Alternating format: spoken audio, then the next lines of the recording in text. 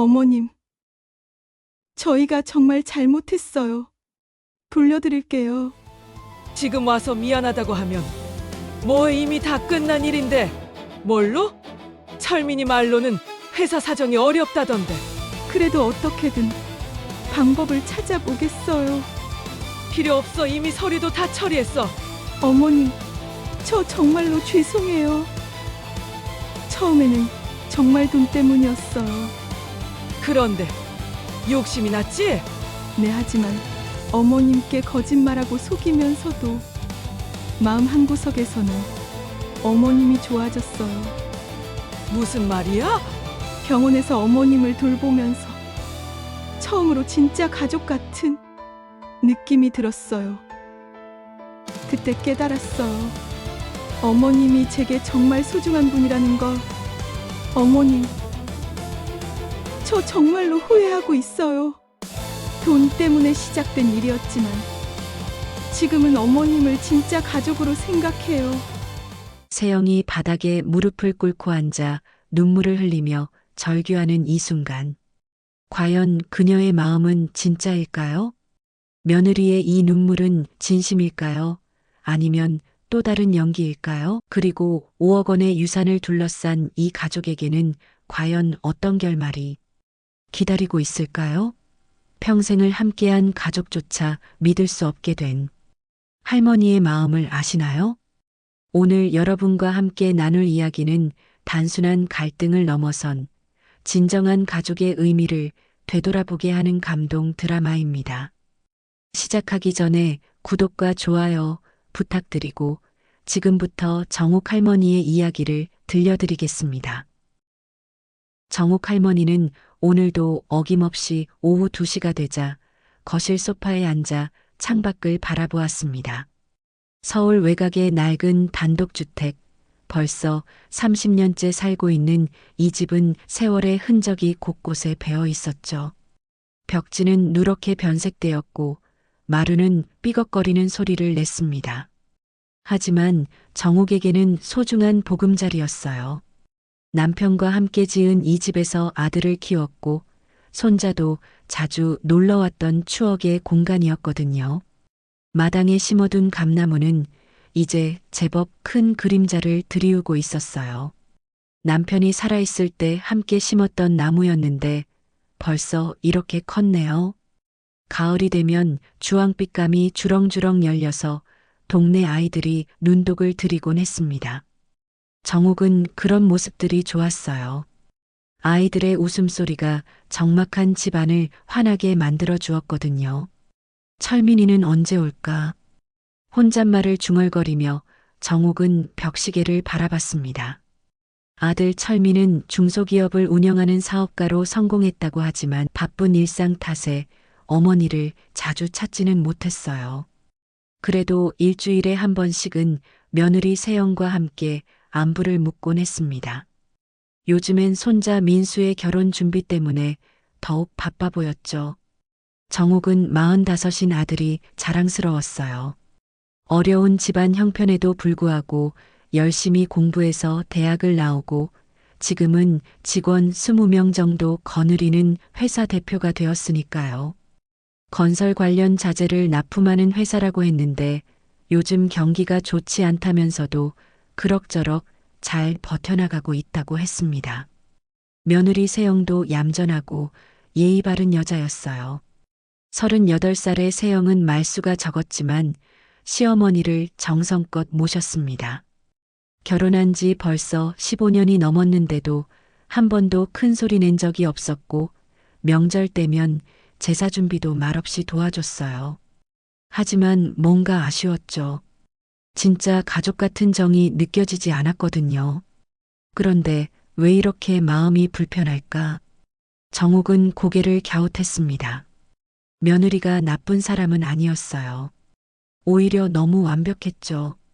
항상 공손했고 예의에 어긋나는 행동을 한 적도 없었습니다. 하지만 뭔가 어색했어요. 마치 연기를 하는 것 같은 느낌이 들 때가 많았거든요. 웃을 때도 입꼬리만 살짝 올라갈 뿐 눈은 차갑게 느껴졌어요. 다른 동네 할머니들과 이야기할 때면 더욱 그런 생각이 들었어요. 옆집 순이 할머니는 며느리와 마치 친구처럼 지낸다고 자랑했거든요. 함께 시장도 보러 다니고 드라마 이야기도 나누고 때로는 며느리가 먼저 안부 전화를 걸어온다고 했어요. 하지만 정욱의 며느리 세영은 그런 적이 없었습니다. 세영아, 물 한 잔 갖다 줄까? 괜찮습니다, 어머님. 많이 들어 몸에 좋은 거란다. 감사합니다. 이런 식의 대화가 전부였어요. 정욱은 진짜 며느리와 가까워지고 싶었지만 세영은 항상 벽을 쌓고 있는 것 같았습니다. 가끔은 세영아, 요즘 어떻게 지내니? 라고 물어봐도 잘 지내고 있어요 라는 짧은 대답만 돌아올 뿐이었죠. 정욱은 서랍에서 낡은 사진첩을 꺼냈습니다. 남편과의 결혼 사진, 철민이 어렸을 때 사진들이 가득했어요. 특히 철민이 초등학교 입학식 때 찍은 사진을 보면 마음이 따뜻해졌죠. 새까만 교복을 입고 어색하게 웃고 있는 모습이 어제 일 같았는데 벌써 그 아이가 회사 대표가 되어 있었어요. 남편은 10년 전에 세상을 떠났지만 그때까지만 해도 이 집은 웃음소리로 가득했었죠. 남편은 유머 감각이 뛰어나서 가족들을 항상 웃게 만들었어요. 저녁 식사 시간이면 하루 있었던 일들을 재미있게 들려주곤 했거든요. 그런 남편이 그리워서 정욱은 가끔 혼자 눈물을 흘리기도 했습니다. 이제 손자도 결혼하는구나. 철민의 아들 정욱에게는 손자인 민수가 다음 달에 결혼식을 올릴 예정이었어요. 29살인 민수는 대학병원에서 일하는 의사였습니다. 내과 전문이라고 했는데 정욱은 손자가 의사가 된 것이 무척 자랑스러웠어요. 어릴 때부터 공부를 잘했던 민수였지만 의대에 합격했을 때는 온 가족이 기뻐했었죠. 예비 신부도 같은 병원에서 일하는 간호사라고 했어요. 수진이라는 이름의 그 여자는 민수보다 2살 어렸는데 예쁘고 착하다고 민수가 자랑하곤 했습니다. 젊은 두 사람이 서로 사랑해서 결혼한다니 보기 좋았어요. 요즘 같은 세상에 연애 결혼을 한다는 게 얼마나 소중한 일인지 정욱은 잘 알고 있었거든요. 정욱은 손자 결혼을 앞두고 진지한 고민에 빠져 있었어요. 자신의 유산을 어떻게 정리할지 말입니다. 이 집과 땅 그리고 평생 모아둔 적금까지 합치면 상당한 금액이었거든요. 남편이 남겨준 보험금도 있었고 매달 받는 연금도 쓰지 않고 계속 저축하고 있었어요. 사실 정욱은 검소한 생활을 해왔습니다. 꼭 필요한 것 외에는 사지 않았고 외식도 거의 하지 않았어요. 남편이 세상을 떠난 후에는 더욱 절약하며 살았죠. 혹시 아들이나 손자에게 도움이 될 날이 올까 봐서요. 그런데 이제 정말 그런 때가 온 것 같았어요. 철민이한테 다 물려줘야 하나 아니면 손자에게도 좀 나눠줘야 하나. 요즘 젊은 부부들은 집 장만하는 게 쉽지 않다고 했어요. 아파트 값이 너무 비싸서 대출을 많이 받아야 한다고 하더라고요.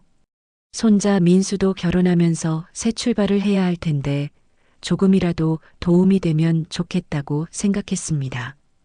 의사라고 해서 돈이 많은 것도 아니라고 하던데 신혼집 마련할 때 할머니가 도와주면 얼마나 좋을까요? 하지만 아들 철민에게도 신경이 쓰였어요. 회사를 운영하다 보면 자금이 필요할 때가 있을 텐데 그때 어머니의 유산이 도움이 될 수도 있을 거예요. 정욱은 이런 고민들 때문에 밤잠을 설치는 날이 많았습니다. 그때 현관문 열리는 소리가 들렸어요. 어머님 왔습니다. 세영의 목소리였습니다. 정욱은 얼른 사진첩을 서랍에 넣고 일어났어요. 어서 와, 세영아. 철민이는 안 왔어? 오늘은 회의가 있어서 못 왔어요. 대신 제가 왔습니다.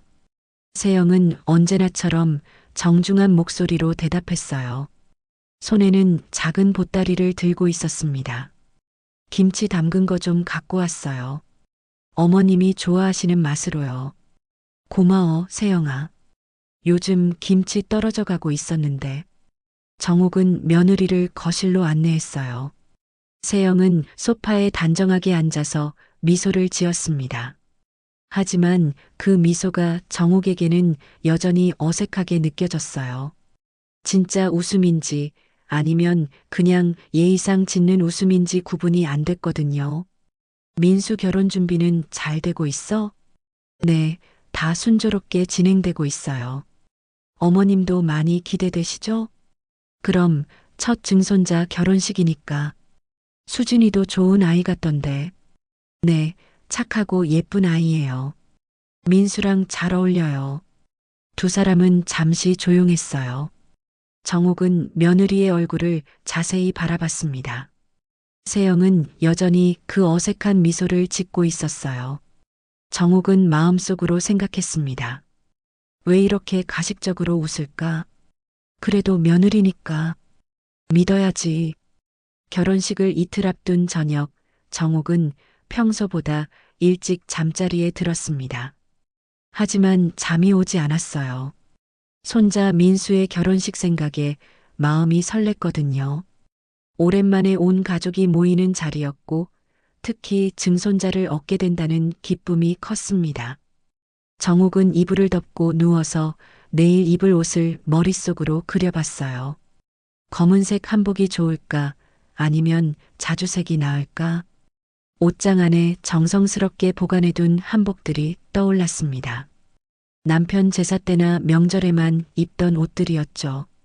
이번엔 기쁜 일이니까 조금 더 화사한 색깔을 입어도 될 것 같았어요. 정옥은 미소를 지으며 눈을 감았습니다. 다음 날 아침 정옥은 일찍 일어나서 결혼식 준비를 시작했어요.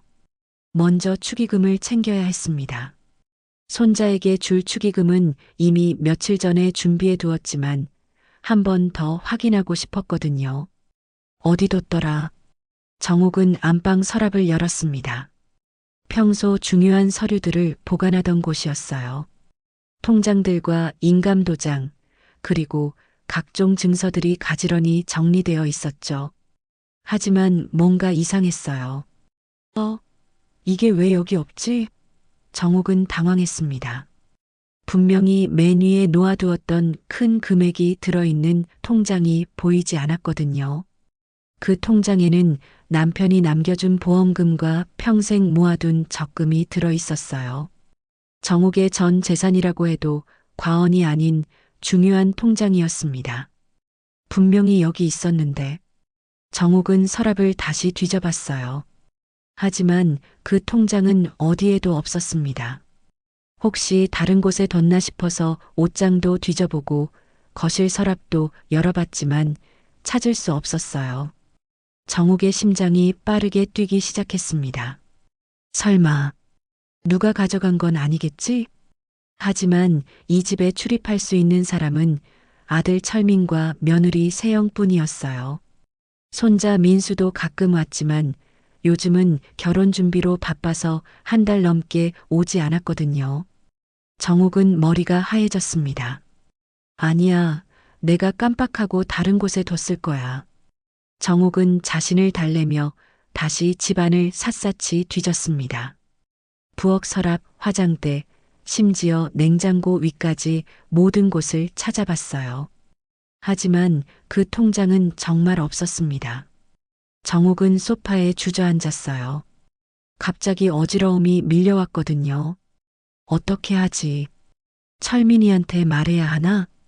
하지만 선뜻 말하기가 어려웠어요. 혹시 자신이 기억을 잘못하고 있는 건 아닌지 확신이 서지 않았거든요. 나이가 들면서 가끔 깜빡하는 일이 생기긴 했어요. 며칠 전에도 안경을 찾지 못해서 한참 헤맸는데 나중에 보니 머리 위에 올려두고 있었던 적이 있었거든요. 오늘은 민수 결혼식인데 이런 일로 분위기 망치면 안 되지. 정옥은 일단 결혼식부터 마치고 나서 차근차근 찾아보기로 했어요. 아마 어딘가에 두고 깜빡했을 거라고 자신을 위로하며 옷을 갈아입기 시작했습니다. 결혼식장에 도착하니 벌써 많은 사람들이 와 있었어요. 민수의 친구들과 직장 동료들, 그리고 신부 쪽 가족들까지 북적북적했습니다. 정옥은 손자가 성공한 의사가 되어서 이렇게 많은 사람들이 축하해주는 모습이 기뻤어요. 할머니 오셨구나. 민수가 반갑게 인사했습니다. 턱시도를 입은 손자가 무척 늠름해 보였어요. 우리 민수 정말 멋있네. 수진이도 예쁘고 할머니 덕분에 이렇게 컸어요. 고마워요. 민수는 할머니의 손을 꽉 잡으며 말했어요. 정옥은 뭉클했습니다. 사라진 통장 때문에 마음이 무거웠지만 손자의 환한 미소를 보니 그런 걱정들이 잠시 사라지는 것 같았어요. 어머님, 여기 앉으세요. 철민이 정옥을 신랑 가족석으로 안내했습니다. 며느리 세영도 옆에 서 있었어요. 세영은 오늘도 단정한 옷차림에 차분한 미소를 짓고 있었습니다. 결혼식이 시작되고 정옥은 손자 부부의 행복한 모습을 바라보며 마음이 따뜻해졌어요. 하지만 문득 세영의 손이 눈에 들어왔습니다. 다른 어른들은 모두 결혼 반지나 금반지를 끼고 있었는데 세영의 손에는 반지가 하나도 없었어요. 세영이 손에 반지가 없네. 정옥은 고개를 갸웃했습니다. 세영과 철민이 결혼할 때도 그랬었어요. 신부가 금반지를 하나도 끼지 않고 결혼식을 올렸거든요. 당시에는 요즘 젊은 사람들이 그런가 보다 하고 넘어갔었는데 지금 보니 여전히 반지를 끼지 않고 있었습니다. 요즘 세상에 금반지도 안 끼고 시집을 왔는데 아직도 안 끼고 있네. 정옥은 속으로 중얼거렸어요. 물론 반지를 끼는 것이 의무는 아니었지만 보통 결혼한 여자들은 하나 정도는 끼고 다니는 게 일반적이었거든요. 특히 시댁 어른들 앞에서는 더욱 그런 것 같았는데 세영은 달랐어요. 정옥은 세영의 옷차림도 자세히 살펴봤습니다. 깔끔하고 단정했지만 특별히 비싸 보이는 건 없었어요. 가방도 평범한 브랜드였고 신발도 마찬가지였습니다. 철민이 회사를 잘 운영하고 있다고 하는데 며느리 치장은 참 소박하다는 생각이 들었어요. 결혼식이 끝나고 피로연 시간이 되었습니다. 정옥은 가족들과 함께 둥근 테이블에 앉았어요. 민수와 수진이 각 테이블을 돌면서 인사를 하고 있었습니다. 어머님, 음식 많이 드세요. 세영이 정옥의 접시에 음식을 담아 주었어요. 여전히 정중하고 예의 바른 모습이었습니다. 하지만 정옥은 계속 세영의 빈 손가락이 신경 쓰였어요. 세영아, 너는 왜 반지를 안 끼니? 정옥이 조심스럽게 물었습니다. 그냥 불편해서요. 일할 때 방해가 되거든요. 세영은 담담하게 대답했어요. 하지만 정옥에게는 뭔가 이상하게 들렸습니다. 세영은 특별히 손을 많이 쓰는 일을 하는 것도 아니었거든요. 그래도 하나 정도는. 어머니, 요즘은 그런 거 안 따져요. 철민이 끼어들었습니다. 하지만 정옥은 여전히 석연치 않았어요. 뭔가 숨기는 게 있는 것 같았거든요. 피로연이 끝나고 집으로 돌아오는 길, 정옥은 다시 사라진 통장 생각이 났습니다. 혹시 세영이 알고 있을까 싶어서 물어보고 싶었지만 쉽게 입이 떨어지지 않았어요. 정말 어디 갔을까? 정옥은 한숨을 쉬며 집 안으로 들어갔습니다. 오늘 하루 종일 마음이 불편했어요. 손자의 결혼식이라는 기쁜 날이었는데 마음 한구석이 계속 무거웠거든요. 결혼식이 끝난 지 사흘이 지났지만 정옥은 여전히 사라진 통장을 찾지 못했습니다. 집안 구석구석을 뒤져봤지만 소용없었어요. 혹시 은행에 맡겨둔 건 아닌지 싶어서 은행에도 전화해봤는데 그런 기록은 없다고 했습니다. 정옥은 점점 불안해졌어요. 정말 어디 갔을까? 정옥은 소파에 앉아서 머리를 감싸 쥐었습니다.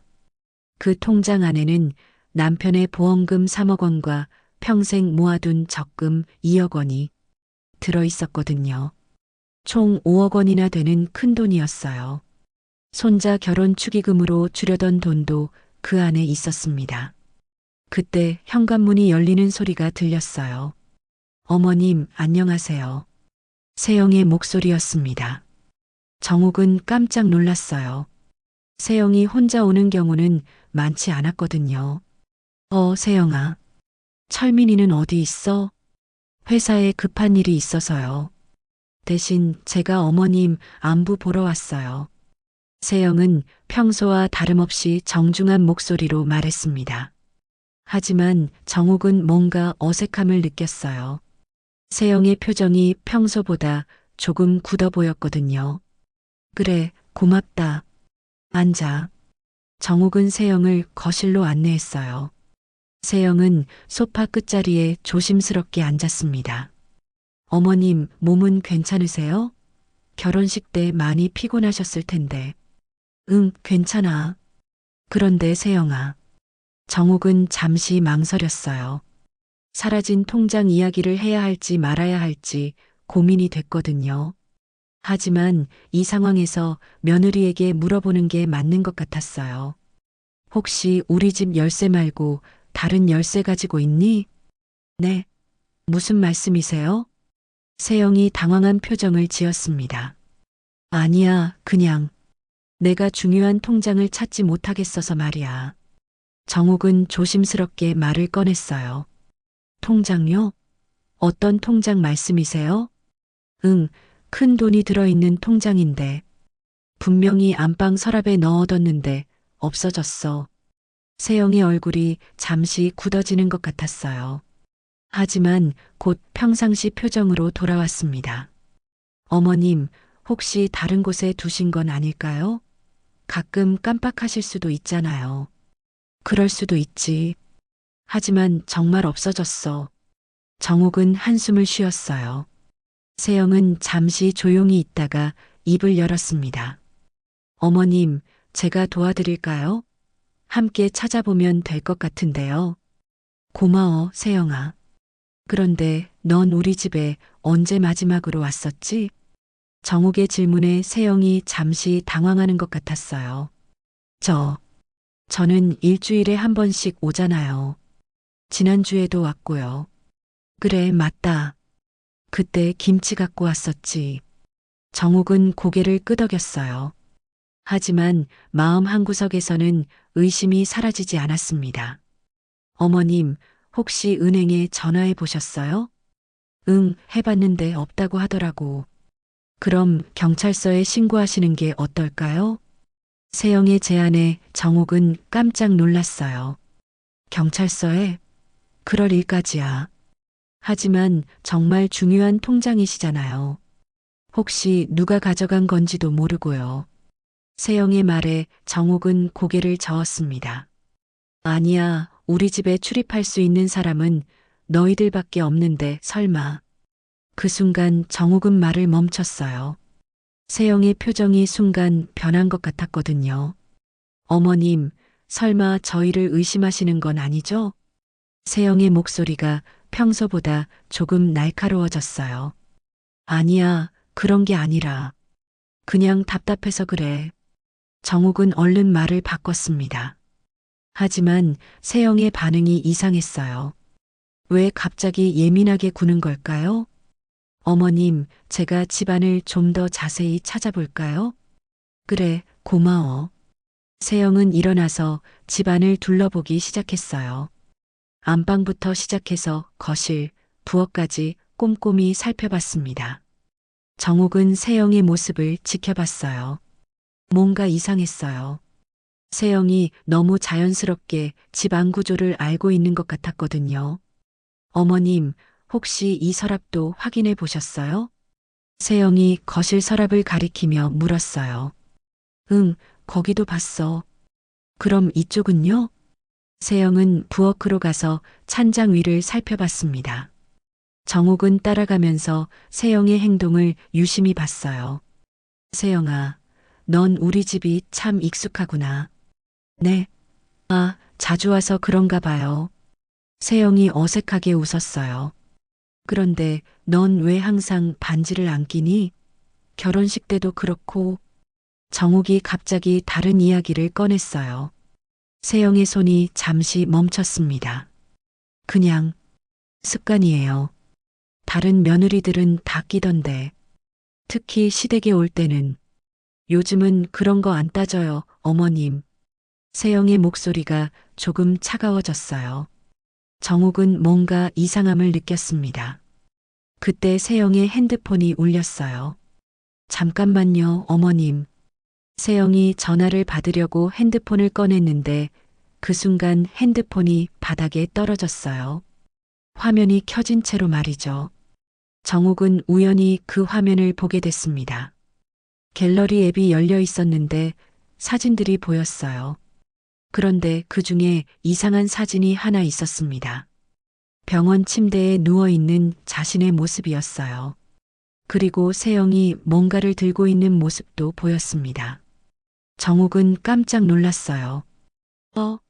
이게 뭐지? 세영이 급하게 핸드폰을 주워들었어요. 아, 그건 어머님이 병원에 계실 때 찍은 거예요. 내가 병원에 있을 때 정욱은 기억을 더듬어 봤어요. 6개월 전에 잠깐 입원했던 적이 있었거든요. 어지러움 때문에 며칠 병원에 있었는데 그때 약물 때문에 기억이 흐릿했었어요. 그때 제가 간병을 도와드렸잖아요. 세영의 설명에 정욱은 고개를 끄덕였어요. 하지만 뭔가 석연치 않았습니다. 그런데 왜 사진을 찍었어? 그냥 기록으로 남기려고요. 세영의 대답이 어색했어요.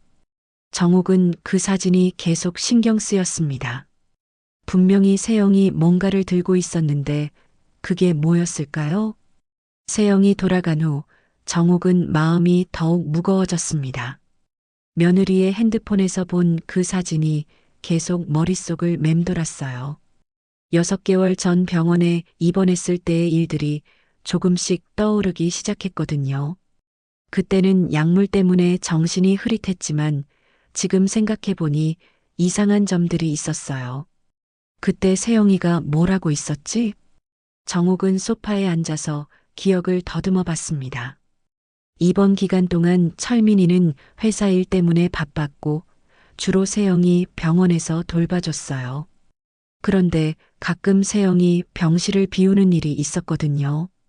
어디 간다고 하면서 한두 시간씩 사라지곤 했었죠.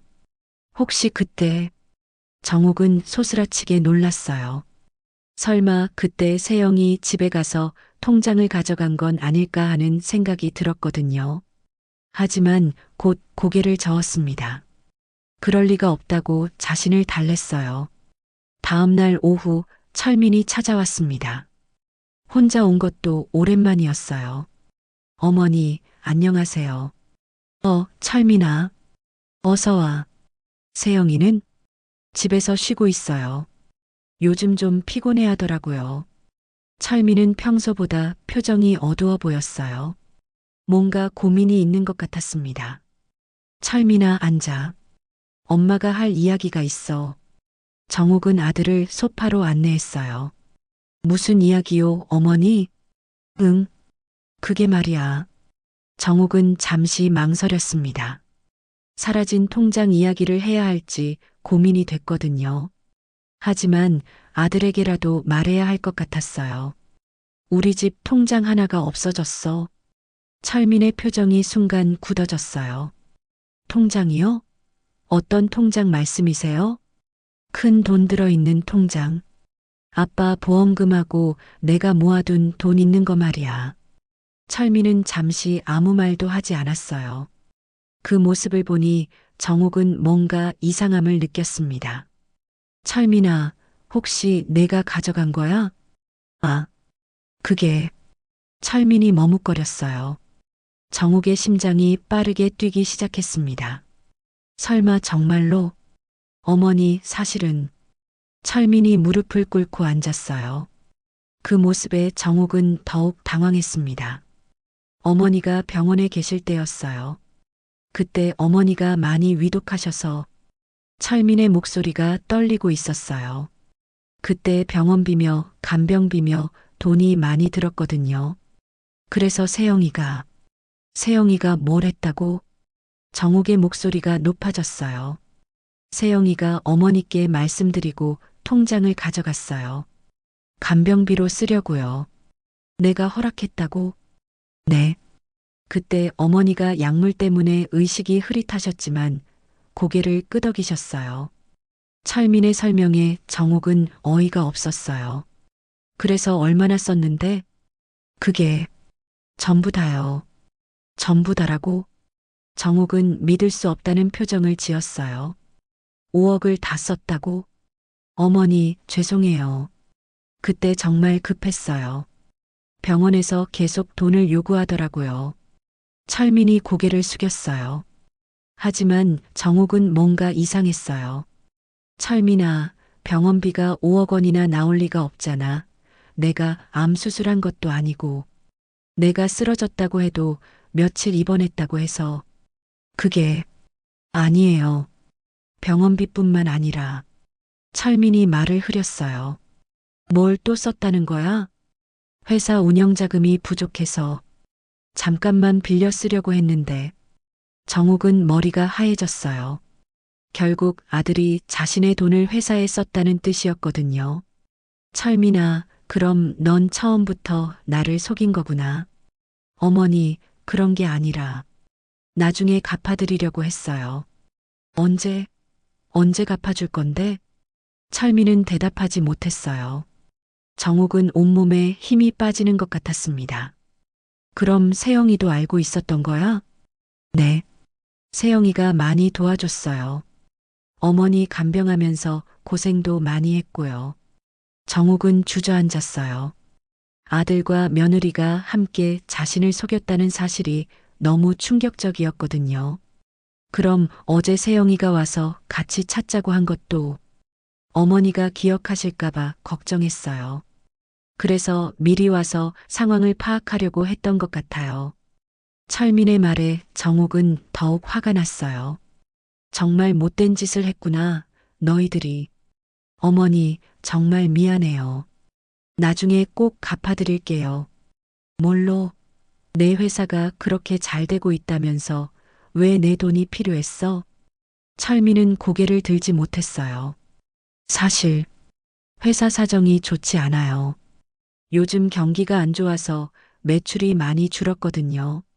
그럼 처음부터 그렇게 말하지. 왜 거짓말을 했어? 어머니 걱정시키고 싶지 않아서요. 정욱은 한숨을 깊게 쉬었어요.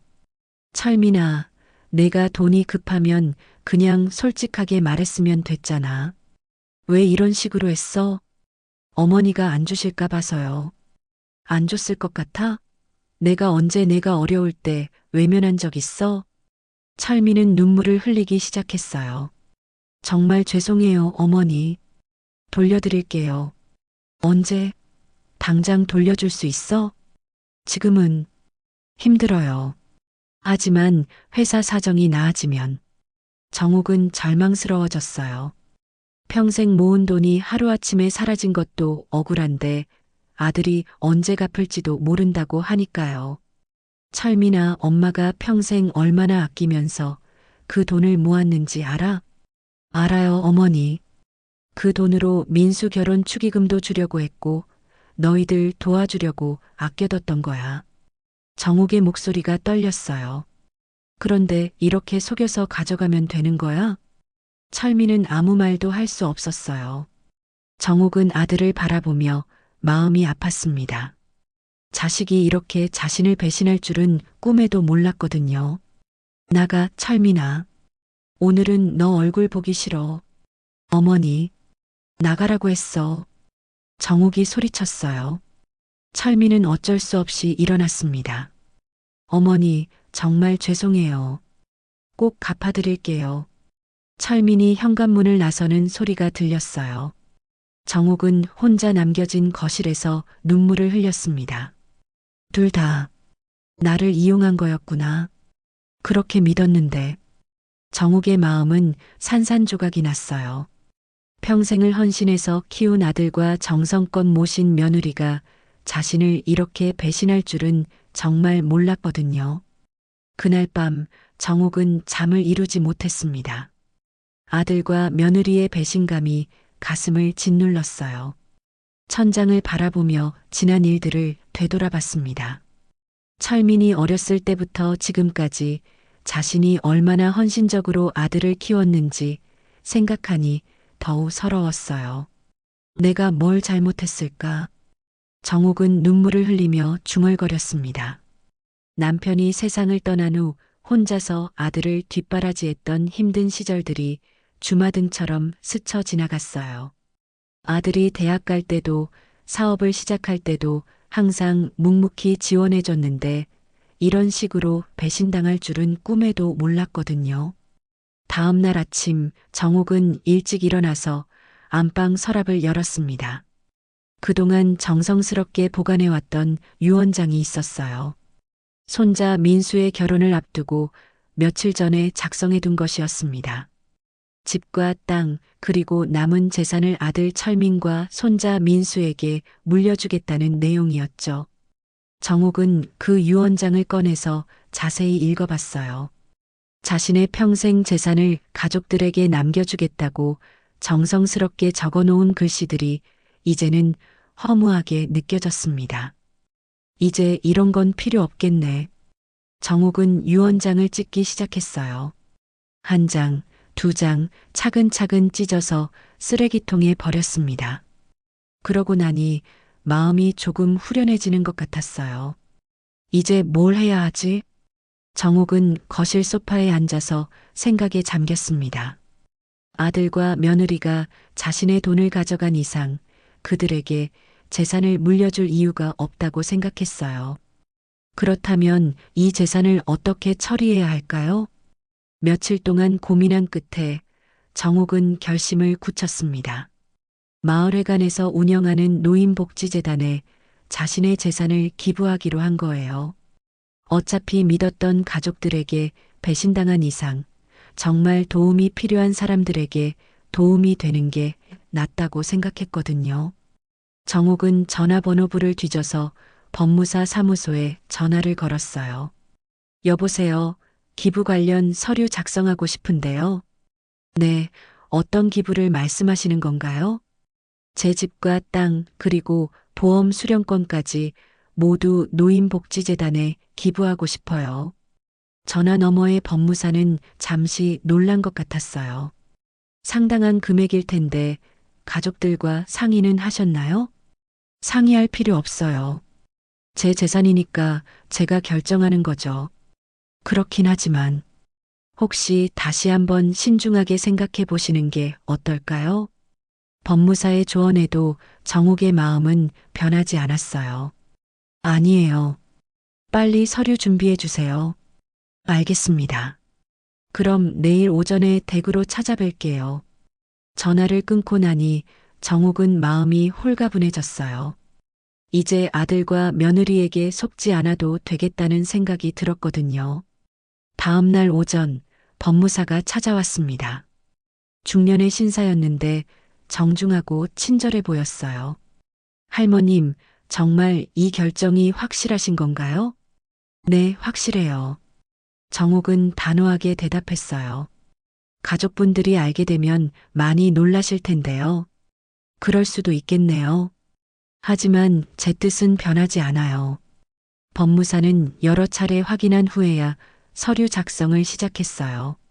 집과 땅의 소유권 이전 서류, 보험 수익자 변경 서류, 그리고 기부 의사를 명확히 하는 공증 서류까지 모두 준비했습니다. 여기에 서명하시면 됩니다. 정옥은 떨리는 손으로 서명을 했어요. 평생 모은 재산을 포기하는 순간이었지만 후회는 없었습니다. 서류 작성이 끝나고 법무사가 돌아간 후 정옥은 혼자 앉아서 차를 마셨어요. 이상하게 마음이 평온했습니다. 그동안 재산 때문에 고민하고 걱정했던 것들이 모두 사라진 것 같았어요. 그 다음 주 민수의 결혼식 피로연에서 만난 가족들의 모습이 떠올랐습니다. 특히 세영의 빈 손가락이 계속 신경 쓰였어요. 반지를 끼지 않는 것도 이상했지만 그보다는 그 모든 행동들이 계산된 것 같아서 불편했거든요. 반지는 없었지만 욕심은 반지보다 컸지. 정옥은 쓴웃음을 지었어요. 며느리가 겉으로는 소박하게 보이려고 했지만 속으로는 시어머니의 재산을 노리고 있었다는 생각이 들었거든요. 그날 저녁 정옥은 편지지를 꺼내서 며느리에게 보낼 편지를 쓰기 시작했어요. 할 말이 너무 많았지만 차근차근 정리해서 써내려갔습니다. 세영아, 그동안 나를 돌봐줘서 고마웠다. 하지만 그게 내 재산을 가져갈 이유가 될 수는 없단다. 정옥은 한 글자 한 글자 정성스럽게 썼어요. 너희가 병원에서 내 의식이 흐릿할 때 통장을 가져간 것도 알고 있다. 처음에는 정말 간병비로 쓴 줄 알았지만 철민이한테 들어보니 회사 운영자금으로 썼다더구나. 편지를 쓰면서 정옥의 마음은 복잡했어요. 화가 나기도 했지만 한편으로는 서운하기도 했거든요. 나는 너희를 가족으로 믿고 있었는데 너희는 나를 돈으로만 본 것 같아서 속상하다. 하지만 이제 그런 걱정은 하지 않아도 되겠네. 내 재산은 모두 도움이 필요한 분들에게 기부하기로 했거든. 편지 끝부분에는 마지막 인사말을 적었어요. 그동안 며느리 노릇하느라 고생했다. 이제는 서로 부담 갖지 말고 지내자. 편지를 다 쓰고 나니 정옥은 한결 마음이 가벼워졌어요. 이제 정말로 모든 것을 정리한 것 같았거든요. 다음 날 정옥은 그 편지를 우편으로 발송했습니다. 며느리가 편지를 받고 어떤 반응을 보일지 궁금했지만 더 이상 자신에게는 중요하지 않았어요. 이제 정말 자유로워졌구나. 정옥은 창밖을 바라보며 혼잣말을 했어요. 오랜만에 마음이 평안했습니다. 편지를 보낸 지 사흘째 되는 날 정옥은 평소처럼 마당에서 빨래를 널고 있었습니다. 가을 햇살이 따스하게 내리쬐는 오후였어요. 그런데 갑자기 현관문이 벌컥 열리는 소리가 들렸습니다. 누군가 급하게 뛰어들어오는 것 같았어요. 어머님, 세영의 목소리였습니다. 하지만 평소와는 전혀 다른 톤이었어요. 다급하고 떨리는 목소리였거든요.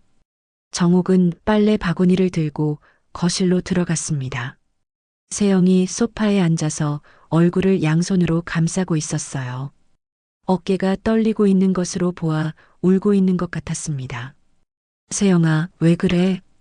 정옥이 조심스럽게 물었어요.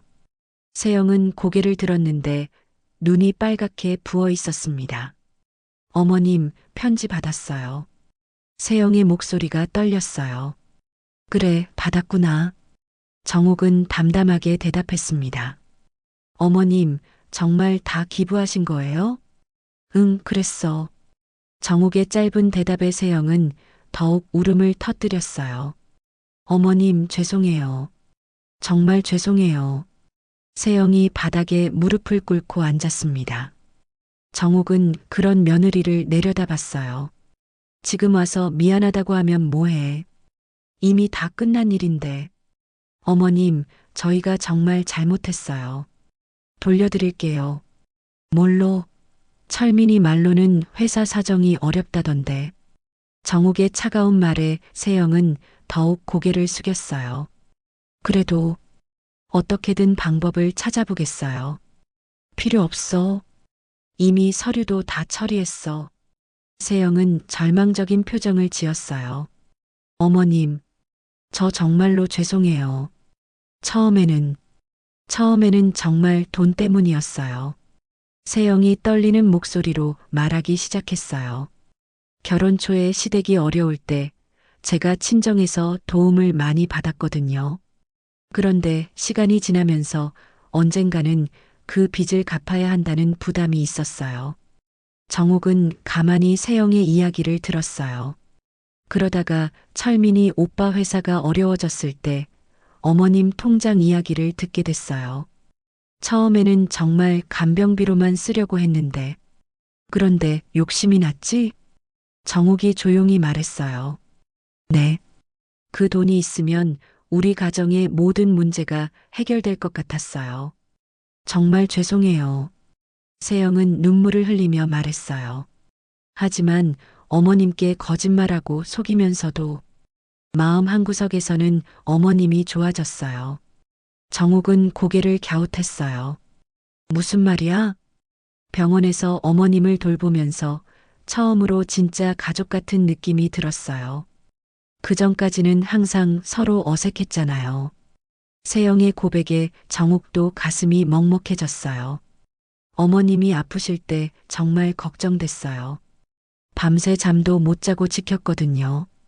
그때 깨달았어요. 어머님이 제게 정말 소중한 분이라는 걸. 그런데 왜 통장은 가져갔어? 그때는 정말 급했어요. 철민이 오빠가 너무 힘들어해서 제가 도와주고 싶었어요. 하지만 지금 생각해보면 정말 잘못된 일이었어요. 세영은 계속 울면서 말했어요. 어머님, 저 정말로 후회하고 있어요. 돈 때문에 시작된 일이었지만 지금은 어머님을 진짜 가족으로 생각해요. 정욱은 세영을 바라봤어요. 처음으로 며느리의 진짜 마음을 보는 것 같았습니다. 세영아, 너 지금까지 왜 반지를 안 꼈어? 갑작스러운 질문에 세영이 당황했어요. 그게 사실 반지 살 돈이 없었어요. 결혼할 때도 그랬고 지금도 마찬가지예요. 그럼 왜 솔직하게 말하지 않았어? 부끄러웠어요. 다른 며느리들은 다 예쁜 반지 끼고 다니는데 저만 없으니까 창피했거든요. 세영의 솔직한 대답에 정욱은 마음이 복잡해졌어요. 그래서 항상 어색하게 굴었던 거야? 네. 어머님께 부족한 며느리라는 생각이 들어서 항상 조심스러웠어요. 정욱은 한숨을 쉬었어요. 그동안 며느리를 오해했던 부분도 있었던 것 같았거든요. 세영아, 일어나. 정욱이 세영의 팔을 잡아 일으켰어요. 어머님, 너 정말로 후회하고 있는 거지? 네, 정말로요. 평생 후회할 거예요. 세영의 간절한 대답에 정욱은 잠시 생각에 잠겼어요. 그럼 이제부터 진짜 가족처럼 지낼 수 있어? 네, 어머님. 제발 기회를 주세요. 정욱은 안방으로 들어가서 서랍을 열었어요. 그 안에 작은 상자가 하나 있었습니다. 남편이 생전에 정욱에게 선물했던 작은 금반지가 들어 있었어요. 세영아, 이거 줄게. 정욱이 그 반지를 세영의 손에 쥐어줬어요. 어머님, 이건 내가 젊었을 때 끼던 반지야. 크기가 맞을지 모르겠지만 일단 껴봐. 세영은 떨리는 손으로 반지를 받았어요. 정확히 맞는 사이즈였습니다. 어머님, 감사해요. 세영이 또다시 눈물을 흘렸어요. 하지만 이번에는 기쁨의 눈물이었습니다. 세영아, 그건 내가 원래 가져야 할 게 아니었어. 하지만 이제는 진짜 며느리가 된 것 같으니까 주는 거야. 정욱의 말에 세영은 고개를 끄덕였어요. 어머님, 그럼 기부하신 거는? 그건 이미 끝난 일이야. 되돌릴 수 없어. 정욱은 단호하게 말했어요.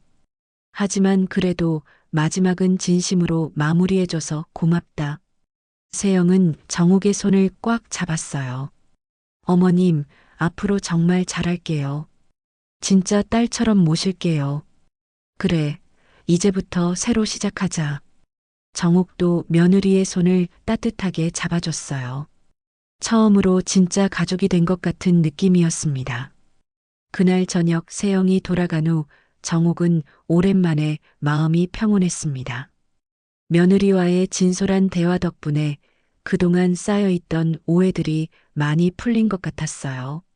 하지만 여전히 아들 철민과는 제대로 이야기하지 못한 상태였습니다. 며칠 후 철민이 찾아왔어요. 세영에게서 이야기를 들었는지 표정이 많이 어두워 보였습니다. 어머니, 안녕하세요. 철민아. 들어와. 정욱은 아들을 맞이했지만 여전히 마음이 편하지는 않았어요. 어머니, 세영이한테 들었어요. 정말로 다 기부하신 거예요? 철민의 목소리에는 절망감이 섞여 있었어요. 그래, 이미 끝난 일이야. 어머니, 그럼 저희는 어떻게 해요? 너희가 알아서 해야지. 이제 내 재산에 의존하지 말고. 정욱의 차가운 대답에 철민은 고개를 숙였어요. 어머니, 정말 죄송해요. 제가 너무 잘못했어요. 철민아, 앉아. 엄마가 할 말이 있어. 정욱은 아들을 소파로 안내했어요. 너 정말로 회사가 어려운 거야? 네. 요즘 경기가 너무 안 좋아서요. 매출이 절반으로 줄어들었어요. 철민이 솔직하게 말했어요. 그럼 처음부터 그렇게 말하지. 왜 거짓말을 했어? 어머니 걱정시키고 싶지 않아서요. 그리고 어머니께 돈 달라고 하기도 어색했고요. 어색해? 내가 내 어머니인데 뭐가 어색해? 정욱의 목소리에 서운함이 묻어났어요. 어머니가 평생 고생하셔서 모은 돈인데 제가 쉽게 달라고 할 수가 없었어요. 그래서 몰래 가져간 거야? 철민은 대답하지 못했어요. 철민아, 내가 어려우면 그냥 솔직하게 말했으면 됐어. 내가 안 도와줄 사람인 줄 알았어? 아니에요, 어머니. 그럼 왜 이런 식으로 했어? 정욱이 답답해 했어요. 사실은 자존심 때문이었어요. 철민이 고백했어요. 자존심? 네. 제가 이렇게 성공했다고 자랑했는데 어머니께 손 벌리고 도움 달라고 하기가 창피했어요. 정욱은 한숨을 쉬었어요. 그래서 병원에서 내가 정신없을 때를 노린 거구나. 어머니, 정말 죄송해요. 그때 정말 급했어요. 직원들 월급도 못 줄 상황이었거든요. 철민의 설명에 정욱도 마음이 복잡해졌어요. 그럼 지금은 어떻게 되고 있어? 다행히 최근에 큰 계약을 하나 따내서 조금 나아졌어요. 하지만 아직 어머니 돈을 갚을 만큼은 아니에요. 철민아, 엄마는 내가 돈을 갚는 것보다 정직한 게 더 중요해. 정욱이 진지하게 말했어요.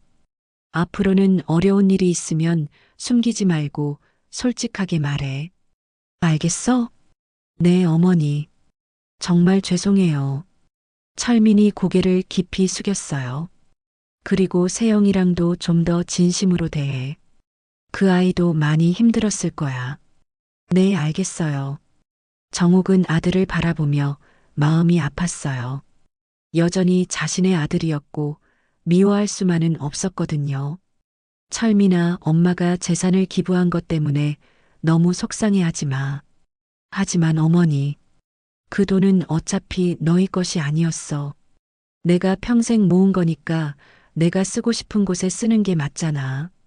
철민은 아무 말도 할 수 없었어요. 그리고 이제부터는 내 돈에 의존하지 말고 너희 힘으로 살아가. 네, 어머니. 힘들면 도와달라고 말하고 어려우면 어렵다고 솔직하게 말해. 그게 가족이야. 정욱의 말에 철민은 눈물을 글썽였어요. 어머니, 정말 죄송해요. 앞으로는 정말 잘할게요. 그래, 믿는다. 정욱은 아들의 어깨를 토닥여 주었어요. 철민아, 그런데 너 정말로 후회하고 있는 거지? 네, 정말로요. 평생 후회할 거예요. 그럼 됐어. 이제부터 새로 시작하자. 철민은 어머니의 품에 안겼어요. 어린 시절처럼 어머니 품에서 안정감을 느꼈습니다. 어머니, 사랑해요. 나도 너를 사랑해, 철민아. 두 사람은 오랫동안 안고 있었어요. 그동안 쌓였던 오해와 섭섭함이 조금씩 풀리는 것 같았습니다. 그런데 어머니, 앞으로 어떻게 생활하실 거예요? 집도 기부하셨다면서요. 철민이 걱정스럽게 물었어요. 걱정하지 마. 평생 사용권은 내가 갖고 있어. 내가 살아있는 동안은 이 집에서 계속 살 수 있거든. 그리고 연금도 있고 마을회관에서 자원봉사도 시작할 생각이야. 정욱의 말에 철민은 조금 안심했어요. 자원봉사요? 응. 나보다 더 어려운 할머니들 도와주는 일 말이야. 그동안 받기만 했으니까 이제는 베풀면서 살고 싶어. 철민은 어머니의 말에 감동했어요. 어머니, 정말 대단하세요. 뭐가 대단해? 그냥 내가 하고 싶은 일 하는 거지. 정욱은 미소를 지었어요. 철민아, 이제부터는 정말 가족답게 지내자. 서로 솔직하게, 진심으로. 네, 어머니. 꼭 그렇게 할게요. 그날 밤 정욱은 오랜만에 편안한 잠을 잤어요. 아들과 며느리 모두와 진심으로 화해한 기분이었거든요. 비록 재산은 잃었지만 진짜 가족을 되찾은 것 같아서 마음이 따뜻했습니다. 사람은 마음을 잃으면 다 잃는 거구나. 그게 유산이든 가족이든. 정욱은 중얼거리며 눈을 감았어요. 내일부터는 정말 새로운 시작이 될 것 같았습니다. 그로부터 석 달이 지났습니다. 가을이 깊어지고 겨울이 다가오는 계절이었어요. 정욱의 일상은 예전과 많이 달라져 있었습니다. 매주 화요일과 목요일에는 마을회관에 나가서 자원봉사를 했어요. 주로 혼자 사는 할머니들의 집을 방문해서 말벗이 되어드리거나 간단한 집안일을 도와드리는 일이었습니다. 순이야, 오늘 몸은 어때? 정욱은 옆집 순이 할머니의 집을 방문했어요. 순이 할머니는 다리가 불편해서 거동이 어려웠거든요. 어머, 정욱이 왔구나. 고마워. 뭐가 고마워? 이웃끼리 당연한 거지. 정욱은 순이 할머니의 집 청소를 도와주고 함께 차를 마시며 이야기를 나눴어요. 예전에는 자신의 일로만 바빴는데 이제는 다른 사람들을 돕는 일이 훨씬 보람있다고 느꼈습니다. 정욱아, 너 요즘 표정이 많이 밝아졌다. 순이 할머니가 말했어요. 그래, 나는 잘 모르겠는데. 응, 예전에는 뭔가 걱정이 많아 보였는데 지금은 편해 보여. 순이 할머니의 말에 정욱은 미소를 지었어요. 실제로 마음이 많이 편해진 것 같았거든요. 자원봉사를 마치고 집으로 돌아오는 길, 정욱의 집 앞에 익숙한 차가 서 있었어요. 철민의 차였습니다. 그런데 차 안에서 세영이 무언가를 들고 내리고 있었어요. 어머님 오셨어요. 세영이 환하게 웃으며 인사했어요. 손에는 도시락통을 들고 있었습니다. 세영아, 무슨 일이야? 오늘 제가 직접 반찬 만들어서 갖고 왔어요. 어머님이 좋아하실 만한 걸로요. 세영의 모습이 예전과 많이 달라져 있었어요. 표정도 밝아졌고 말투도 훨씬 자연스러워졌거든요. 고마워. 그런데 철민이는? 오늘은 회사에 급한 일이 있어서 못 왔어요. 대신 제가 왔어요. 세영은 정욱을 집 안으로 안내했어요. 어머님, 자원봉사 어떠세요? 힘들지 않으세요? 아니야, 오히려 재미있어. 나보다 더 어려운 분들 도와드리니까 보람있더라고. 정욱의 대답에 세영은 감동한 표정을 지었어요. 어머님 정말 대단하세요. 저도 나중에 여유가 되면 자원봉사 해보고 싶어요. 그래, 좋은 생각이야. 두 사람은 함께 세영이 가져온 음식을 차려놓고 저녁을 먹었어요. 예전에는 어색했던 대화가 이제는 정말 가족처럼 자연스러워졌습니다. 어머님, 요리 맛이 어때요? 아주 맛있다. 솜씨가 늘었네. 감사해요. 어머님 생각하면서 정성껏 만들었어요. 세영의 손가락에는 정욱이 준 작은 금반지가 빛나고 있었어요. 그 모습을 보니 정욱은 마음이 따뜻해졌습니다. 세영아, 그 반지 잘 어울린다. 네, 정말 소중하게 생각하고 있어요. 어머님이 주신 첫 선물이거든요. 세영이 반지를 바라보며 미소를 지었어요. 어머님, 그런데 요즘 철민이 오빠가 많이 변했어요. 어떻게? 예전에는 힘든 일이 있어도 혼자 끙끙 앓았는데 이제는 저한테도 이야기하고 함께 해결하려고 해요. 세영의 말에 정욱은 기뻤어요. 그래, 그게 부부지. 서로 솔직하게 이야기하고 도와가면서 살아야지. 네, 어머님 말씀 덕분에 깨달았어요. 서로 숨기고 있으면 진짜 가족이 될 수 없다는 걸요. 세영과 함께 저녁을 먹고 나서 정욱은 마당에 나가서 산책을 했어요. 세영도 함께 따라왔습니다. 어머님, 회사 일은 요즘 어떻게 돼가고 있어요? 철민이 말로는 조금씩 나아지고 있다고 하더라고. 새로운 거래처도 몇 군데 생겼다면서. 다행이에요. 오빠가 요즘 정말 열심히 하고 있거든요. 세영이 남편을 자랑스러워하는 모습이 예뻐 보였어요. 세영아, 너희도 이제 힘들면 솔직하게 말해. 내가 도와줄 건 없지만 그래도 가족끼리 이야기는 나눠야지. 네, 어머님. 앞으로는 정말 그렇게 할게요. 두 사람은 마당을 천천히 걸으며 이야기를 나눴어요. 감나무에는 아직 몇 개의 감이 남아 있었습니다. 어머님, 저 감 따서 드시지 그래요? 응, 그러고 싶은데 나 혼자는 너무 높아서 못 따겠더라고. 그럼 제가 도와드릴게요. 세영은 발을 까치발로 세우고 감을 따기 시작했어요. 정욱은 아래에서 받아주었습니다. 조심해, 세영아. 괜찮아요, 어머님. 두 사람이 함께 감을 따는 모습은 정말 가족다워 보였어요. 정욱은 이런 순간이 너무 소중하다고 느꼈습니다. 세영아, 고마워. 뭐가 고마워요? 이렇게 진짜 딸처럼 대해줘서. 정욱의 말에 세영도 감동했어요. 어머님, 저야말로 고마워요. 어머님이 저를 용서해 주시고 진짜 가족으로 받아주셔서요. 우리 이제 정말 가족이지. 네, 정말 가족이에요. 해가 저물어가는 저녁 하늘 아래에서 시어머니와 며느리는 서로를 바라보며 미소를 지었어요. 어머님, 그런데 요즘 민수는 어떻게 지내고 있어요? 응, 신혼생활 잘하고 있다더라고. 이번 주말에 인사 오겠다고 했어. 그래요?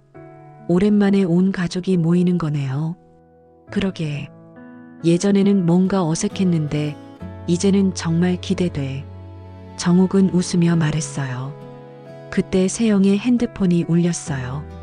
철민이 오빠예요. 잠깐만요. 세영이 전화를 받았어요. 네, 오빠. 어머님이랑 잘 지내고 있어요. 응, 알겠어. 조심히 와. 전화를 끊고 나서 세영이 말했어요. 오빠가 회의 끝나고 이쪽으로 온대요. 어머님께 인사드리고 가겠다고. 그래, 좋네. 정욱은 기뻤어요. 아들과 며느리가 함께 찾아오는 것이 일상이 된 것 같아서 마음이 따뜻했거든요. 1시간 후 철민이 도착했어요. 어머니, 안녕하세요. 철민아. 회의는 잘 끝났어? 네, 큰 계약 하나 더 성사됐어요. 철민의 표정이 밝아 보였어요. 그래, 다행이다. 어머니, 정말 감사해요. 어머니 덕분에 마음을 다잡고 열심히 할 수 있었어요. 철민이 진심으로 말했어요. 뭐가 고마워? 내가 열심히 한 거지. 아니에요. 어머니가 가르쳐 주신 대로 솔직하게 살려고 노력하고 있어요. 정욱은 아들과 며느리를 바라보며 마음이 뿌듯했어요. 비록 재산은 잃었지만 진짜 가족을 되찾은 것 같았거든요. 유산은 남이 줄 수 있지만 용서는 내 안에서 주는 거더라. 정욱은 마음속으로 중얼거렸어요. 이제야 진정한 행복이 무엇인지 알 것 같았습니다. 그날 밤 아들과 며느리가 돌아간 후 정욱은 혼자 앉아서 차를 마셨어요. 마음이 정말 평안했습니다. 돈보다 소중한 것이 무엇인지 깨달았고 진짜 가족의 의미를 알게 되었거든요. 창밖으로 보이는 별들이 유난히 밝게 빛나고 있었어요.